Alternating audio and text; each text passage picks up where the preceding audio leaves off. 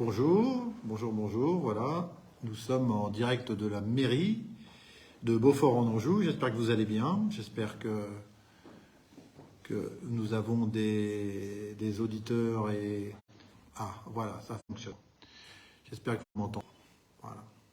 Voilà. On a deux personnes qui sont avec moi. Donc nous allons... je me présente, je suis Rémi Godard, je suis premier adjoint en finance et au service ressources humaines et à l'informatique. Qu'un empêchement ce soir. C'est un empêchement très louable puisqu'il est au départ du major Brunet qui officiait à la gendarmerie de Beaufort-en-Anjou depuis de nombreuses années et il est parti honorer son départ avec le maire adjoint de Beaufort-en-Anjou et le maire adjoint de Gé. Voilà. Et donc il m'a demandé de le remplacer pour vous parler de ce qu'on fait habituellement dans ce 30 minutes live, c'est-à-dire du conseil municipal de lundi, du 8 avril. Qui aura lieu à 20h dans la salle du mariage de la collectivité. Alors je suis accompagné de Ingrid Leroux-Sylvestre et de Amélie Ménard qui sont avec moi et qui ont préparé la technique notamment, mais qui vont m'accompagner également sur les questions, qui seront nombreuses, je l'imagine. Nous allons balayer donc cet ordre du jour. Il y a 18 points à l'ordre du jour, donc c'est un conseil municipal un peu copieux. Pour ceux qui aiment les chiffres, c'est le conseil municipal qu'il ne faut pas louper, puisqu'on va parler beaucoup de chiffres. On va parler notamment du budget 2024. C'est un moment important. Le vote de budget est un moment important dans la vie communale. Et donc je vais essayer de vous détailler ces 18 points à l'ordre du jour. Alors je ne vais pas tout vous faire, mais je vais vous en détailler un certain nombre. Alors on va commencer par la délibération numéro 1. Il s'agit d'une délibération pour nommer des rues. Et donc c'est dans la rue des Héros, il y a un lotissement qui est en cours de construction et on doit dénommer cette rue. Ce lotissement. Donc, on va proposer au conseil municipal d'appeler ces rues, les rues Claude Chauvière et Dina Gosselin. Alors, j'ai appris en lisant la délibération que Claude Chauvière était secrétaire de l'écrivaine Colette. Elle est enterrée à Beaufort-en-Vallée. Et pour la rue Dina Gosselin, c'était une résistante de Beaufort-en-Vallée qui a été déportée à Auschwitz en 1944. Son nom figure sur le monument aux morts de la ville et ça sera une manière importante de rappeler l'histoire et le sacrifice de ceux et de celles qui ont souffert pendant la guerre mondiale. Voilà, donc on va proposer là. Il ne vous aura pas échappé que c'est deux noms féminins et nous souhaitons, comme l'a dit le maire la dernière fois au conseil municipal, donner un peu d'importance aux noms féminins pour les rues, voilà, pour les rues de Beaufort. Ensuite, nous aurons la vente d'une parcelle, rue du Léa. Alors, il s'agit d'une parcelle qu'on va vendre à 40 000, qu'on va proposer au conseil municipal de vendre au prix de net vendeur pour 794 mètres carrés. Celui-ci a été pro 40 000. On a quelqu'un qui veut construire une maison sur ce terrain. Alors c'est le terrain qui est derrière l'ancien laboratoire de Beaufort, direction Lidl, direction les services techniques pour ceux qui connaissent.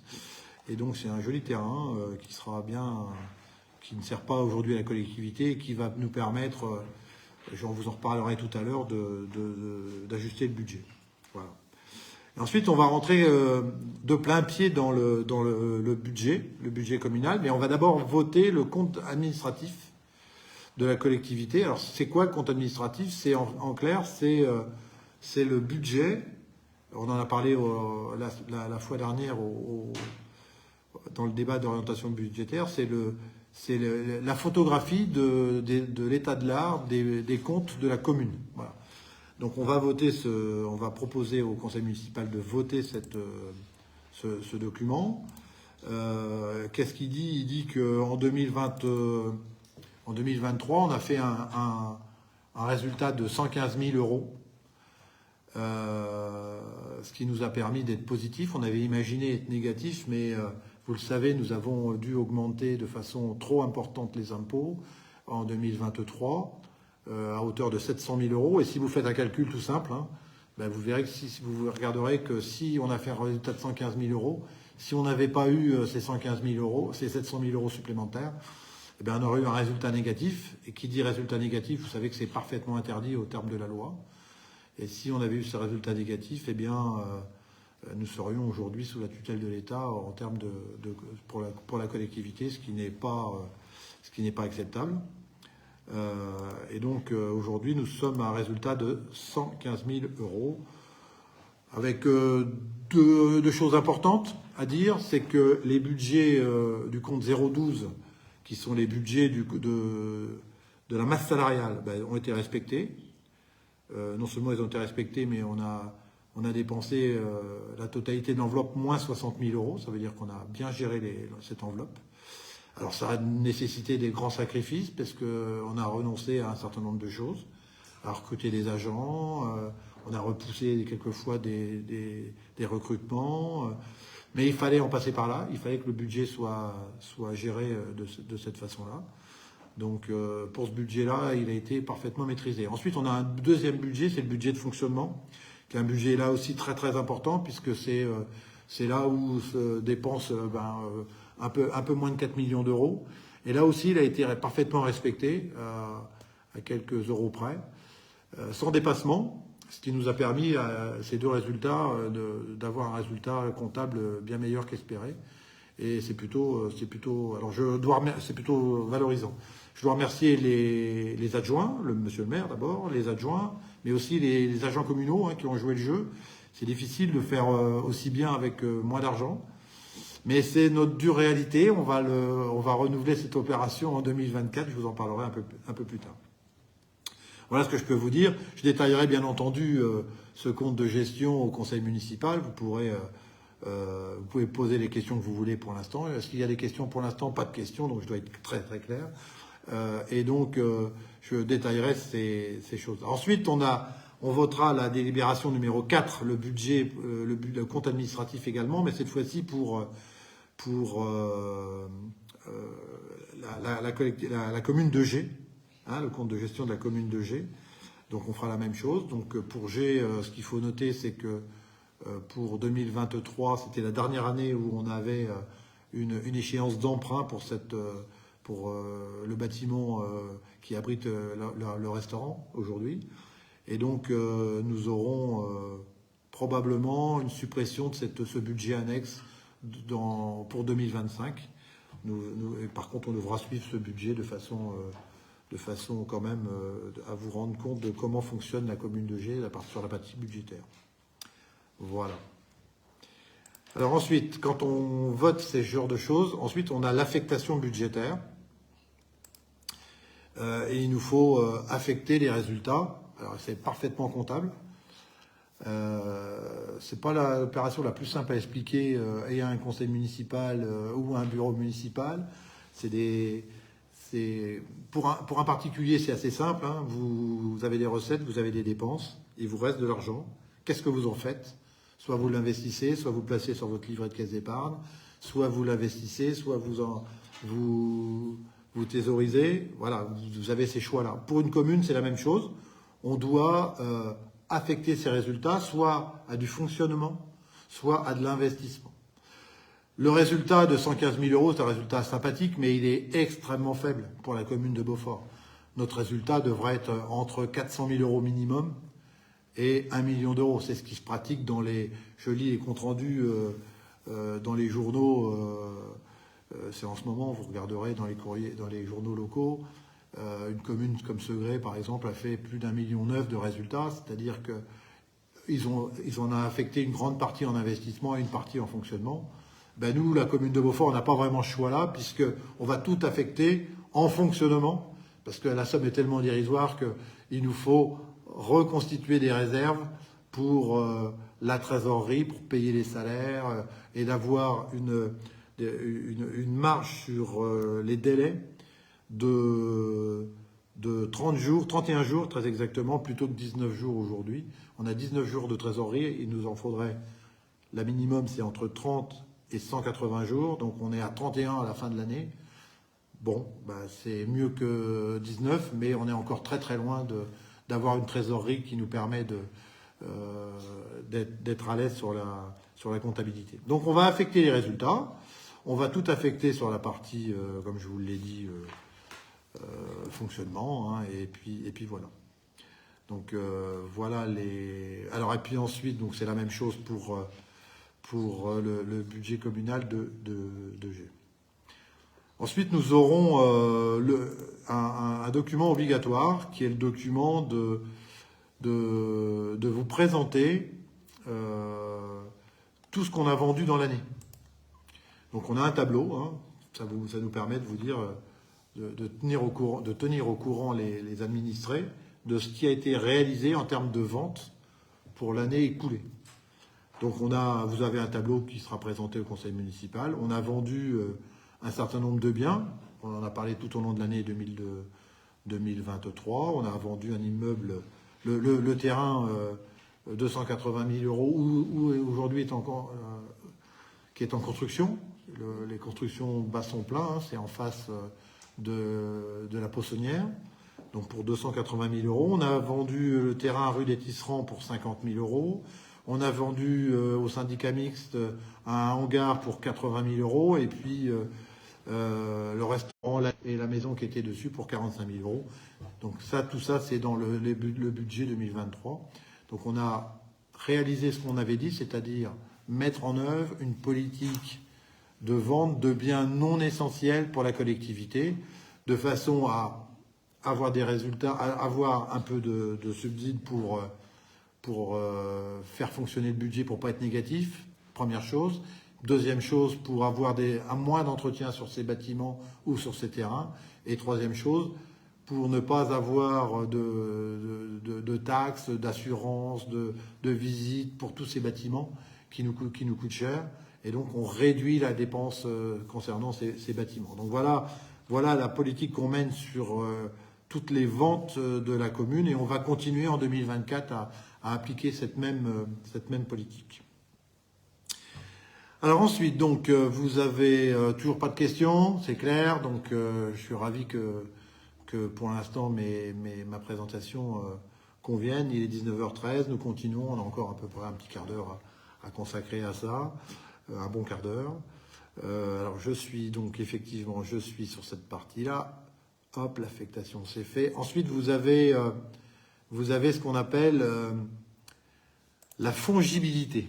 Alors c'est un drôle de mot que j'ai découvert en tous les cas sur la partie comptable cette année, puisque dans le cadre, vous savez qu'en 2023 vous savez peut-être pas, mais je vous informe qu'en 2023 nous sommes passés sur la nomenclature comptable M57. C'est un terme un peu barbare pour dire qu'on a changé de comptabilité. C'est parfaitement légal, c'est parfaitement ce qui se fait dans toutes les communes, cette adoption de la M57. Et dans ce cadre-là, l'État nous demande de prendre une délibération pour permettre, en attendant que le budget soit voté, des dépenses réelles dans le fonctionnement et des dépenses réelles dans l'investissement. Voilà. C'est une délibération qu'on ne prenait pas précédemment parce qu'elle n'était pas obligatoire. Maintenant, c'est devenu obligatoire pour la transparence, pour l'information des citoyens que vous êtes. Et c'est bien normal qu'on vous la présente au conseil municipal du lundi 8 avril. Voilà. Donc on a cette fongibilité-là à vous proposer. Ça représente 7,5% d'un budget. Hein. Ça représente des sommes entre 200 et 300 000 euros qui permettent de faire fonctionner. Sinon, on serait un peu bloqué le 2 janvier pour le faire. Alors ensuite, nous avons le budget. Le budget, et là, on va y rester un peu plus longtemps, puisque qui dit budget dit cette fois-ci quelque chose qui va nous accompagner tout au long de l'année 2024, et c'est drôlement important. Donc je vais proposer au conseil municipal de voter ce budget.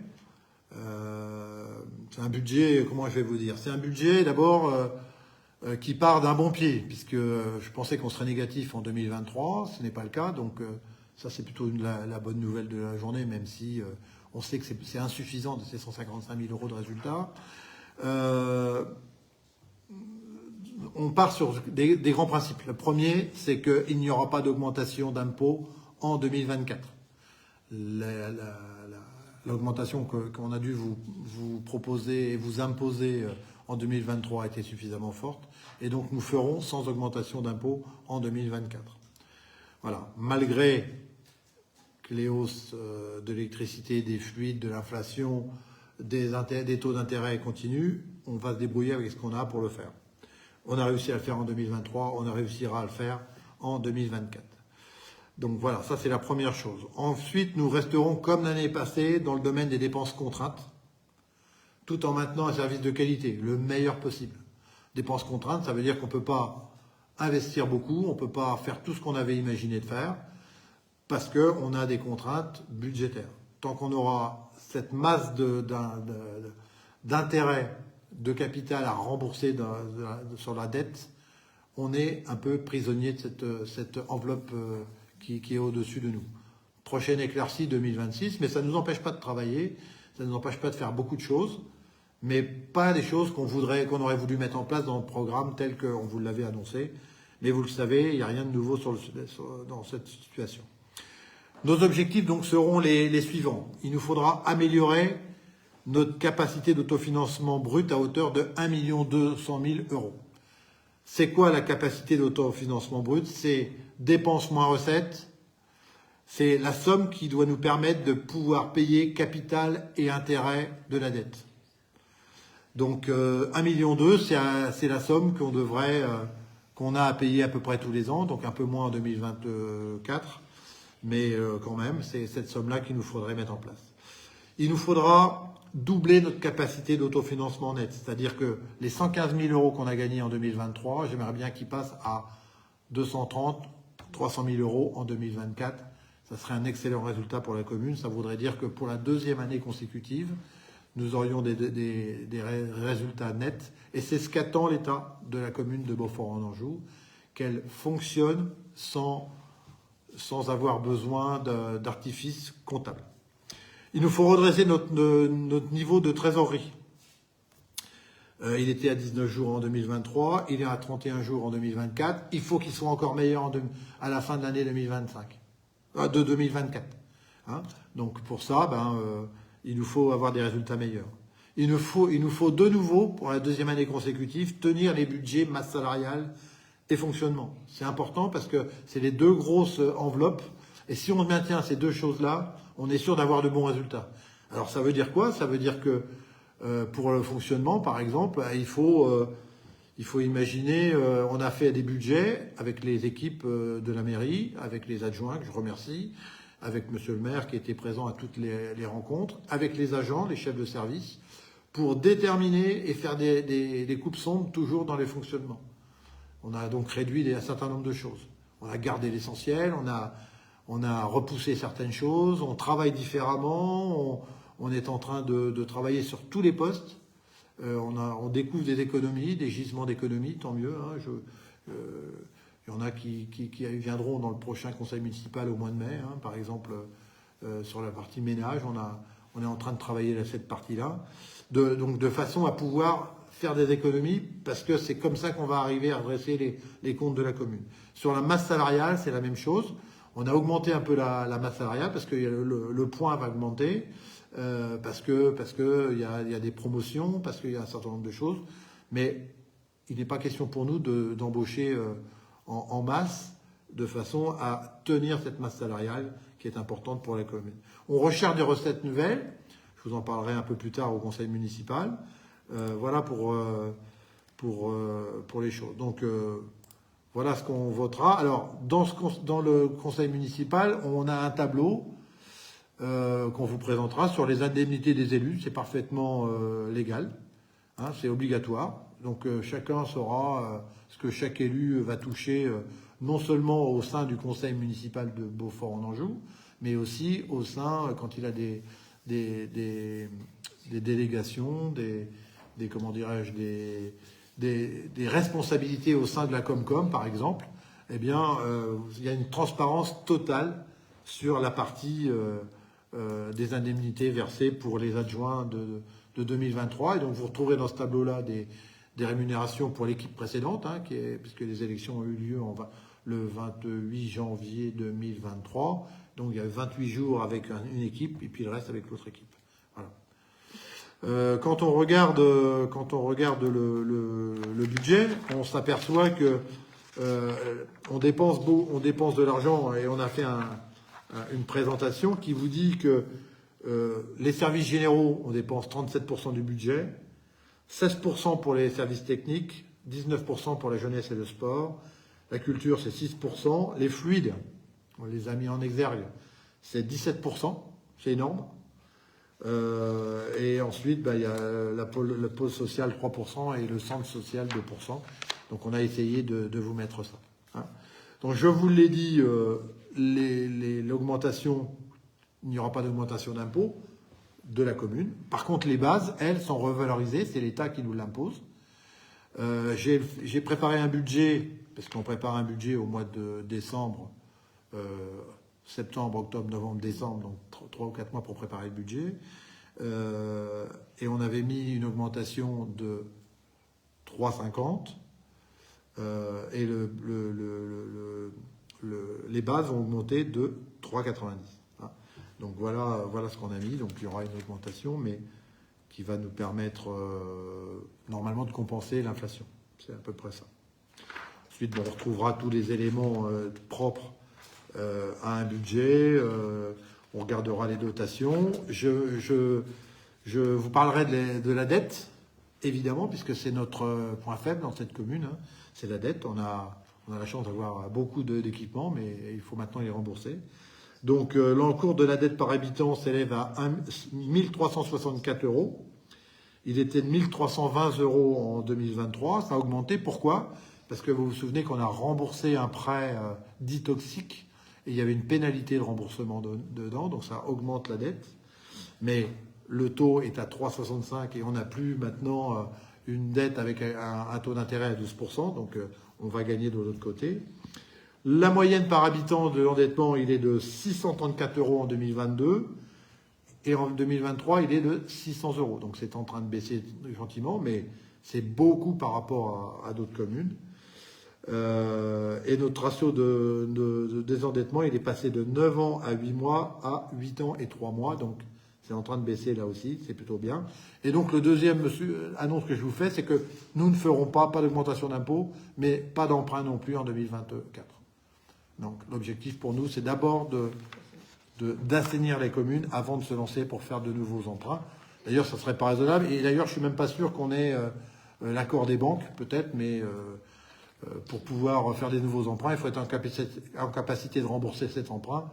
Et pour l'instant, malgré la hausse trop importante faite en 2023, c'est difficile. Donc, on va se contenter de continuer à travailler sans nouvel emprunt.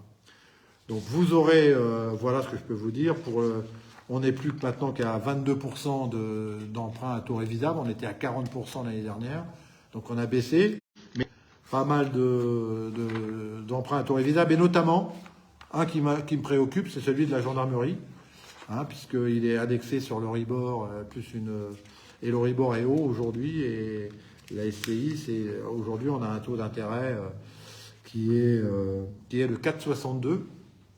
Alors c'est le taux emprunteur, hein, c'est quasiment le taux d'aujourd'hui d'un particulier, mais en 2022 il était de 0,44 et on avait un boni, on gagnait 40 000 €. Cette fois-ci avec un taux d'intérêt à 4,62, ça nous fait perdre dans le budget de la commune 150 000 €.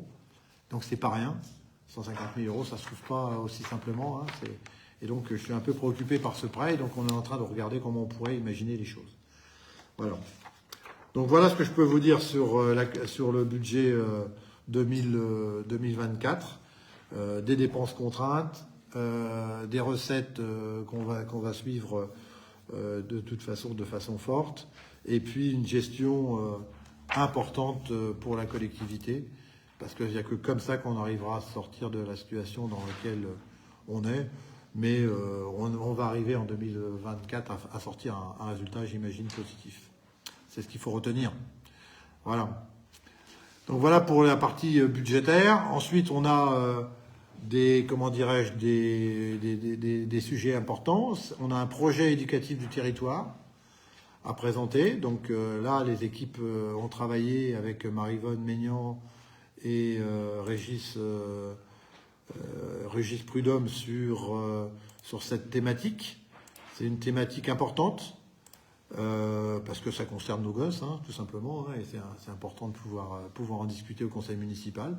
Et donc, ils vous présenteront cette thématique. Qu'est-ce que je peux vous dire que les objectifs, c'est de permettre à l'enfant... Pardon, hop. Voilà.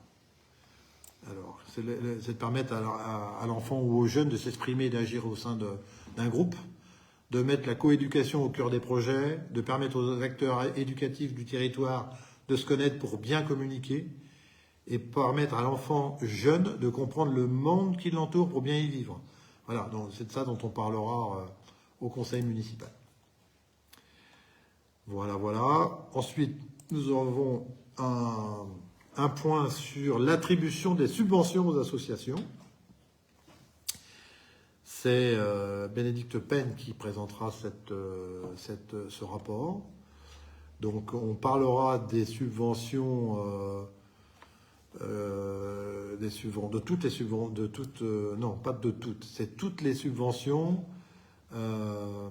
qui sont hors champ, par exemple les Guéminous, l'école privée, hors convention, l'école privée, les subventions de l'entente, ce genre de choses. Donc on a un certain nombre de subventions qu'on balayera. L'objectif pour nous, c'est d'être en capacité de verser ces subventions de façon rapide. Et je le dis, l'année dernière, c'était compliqué parce qu'il n'y avait pas de trésorerie dans la collectivité. Cette année, nous avons travaillé à faire en sorte de pouvoir verser les subventions très vite, c'est-à-dire le lendemain du vote du budget, s'il est voté, si ces attributions aux subventions sont votées, ce qui sera sans doute le cas. Et donc, vous pourrez, mesdames, messieurs les présidents et trésoriers des associations, bénéficier de vos subventions très très vite, dès lors que vous aurez signé la convention citoyenne et qu'on aura les documents administratifs, c'est-à-dire les RIB et vos demandes de subventions. Hein. Ça devrait aller assez vite cette année. Voilà. On parlera ensuite d'une convention triennale 2024-2026 à l'association d'insertion Étape. Donc c'est quelque chose qu'on fait tous les 3 ans, puisque c'est triennal. Hein. Et donc cette année, nous rebalayons cette convention avec cette association d'insertion. Hein. C'est important pour les collectivités, mais aussi surtout pour les bénéficiaires de cette convention. Et donc nous proposerons un soutien financier qui est de l'ordre de 15 000 €. Hein, puisque c'est ce qu'on fait habituellement. Donc on continuera dans ce domaine-là. Et puis nous aurons un dernier sujet, ce qui s'appelle la renaturation des villages et villes, et donc avec une convention avec le PNR. Et c'est Jean-Philippe Ropers qui vous parlera de cette convention. En clair, on souhaite développer la qualité environnementale des espaces et des bâtiments publics, développer les procédures et concertations locales, à l'occasion de projets urbains et reconquérir le patrimoine naturel ordinaire. Voilà. Et donc la commune va s'engager à verser 1 750 € pour ce sujet-là, et qui nous permettra d'être dans un programme sur cette partie-là. Voilà. Alors il est 19h30, je crois que c'est à la minute près, hein, mesdames. Donc je ne l'ai pas fait exprès, mais bon, pour une fois je ne suis pas trop bavard. Donc, est-ce qu'il y a eu d'autres questions? Pas de questions. Ben alors, écoutez, voilà. Pour terminer, j'avais envie de vous dire, je vais en prendre encore 2 ou 3 minutes. Je regarde, oui, ils ne me font pas trop les gros yeux. Donc, je vais me permettre de vous dire que il y a eu une campagne de nettoyage des caniveaux à Beaufort et à Gé. C'était du 29 mars au 2 avril. Donc, vous avez pu voir que les machines en action. Les prochaines permanences citoyennes auront lieu les samedis 13 20 et 27 avril. Et comme tous les samedis, c'est de 10h à 12h en mairie. Et là, vous serez reçu par monsieur le maire en personne pour échanger sur vos demandes, vos souhaits, vos questions. C'est un moment riche avec lequel vous pouvez partager avec Alain, mais aussi avec souvent un adjoint qui l'accompagne. Un adjoint ou souvent Philippe Estrade, qui est conseiller délégué, qui vous accompagne. On a le concours des jardins fleuris et potagers. Les inscriptions sont en cours jusqu'au 15 mai, donc on a un peu de temps, mais je voulais vous le dire. On a le festival Jeune Public Festipousse. Nous avons les rendez-vous se poursuivent jusqu'au 20 avril.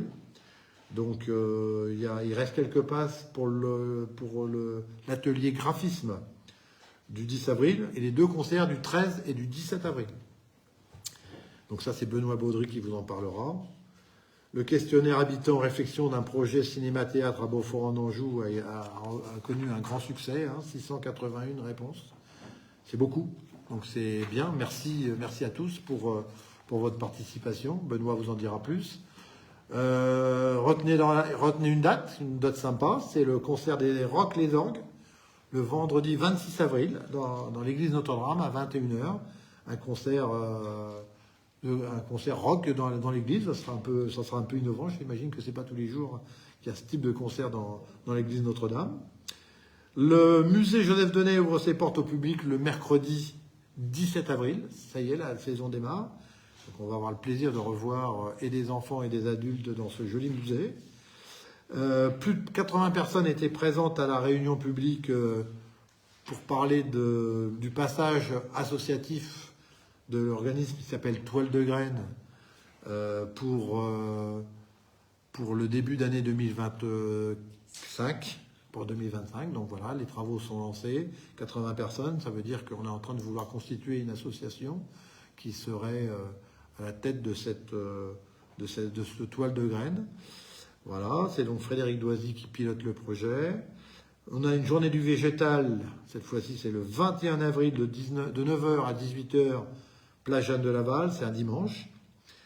Je vous rappelle que la fête du printemps, et là c'est un peu plus loin, mais on aura le temps d'y revenir, mais les inscriptions au vide-grenier de la fête du printemps qui auront lieu le 25 et le 26 mai ouvrent, donc les inscriptions ouvrent le 17 avril. Et puis vous dire qu'il y a des portes ouvertes des écoles publiques. C'est donc le vendredi 12 avril de 18 à 19h30 à l'école du Château et le mardi 16 avril de 18h à 19h30 à l'école de la Vallée. Voilà, les enseignants seront là pour vous accueillir et vous pourrez échanger avec eux sur le programme, les conditions d'accueil, un certain nombre de choses.